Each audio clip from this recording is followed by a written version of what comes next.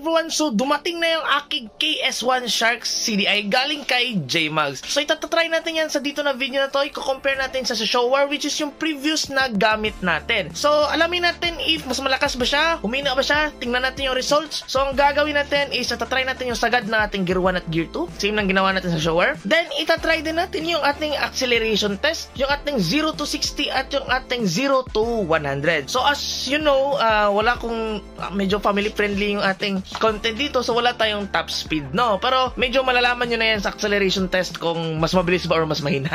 Okay? So ayan, try natin ilagay, then test drive natin kung saan ba yung mas malakas. And let's go!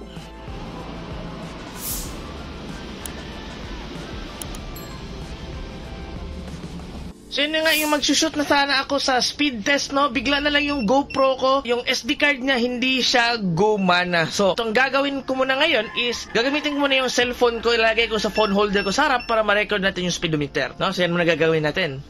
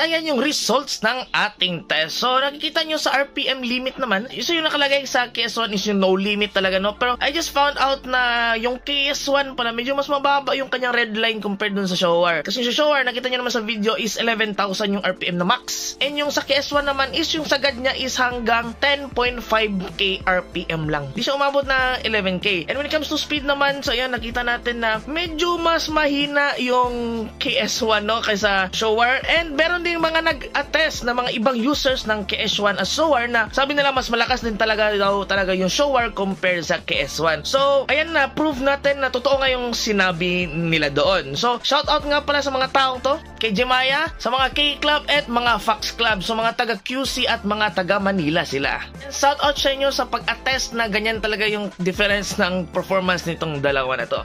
At dahil dyan, tayo ay babalik sa Showa. Kasi actually habang nagsushoot ako, feel ko na medyo humina talaga yung motor natin dahil sa paglagay natin ng KS1 compared natin sa Showa. So babalik tayo doon.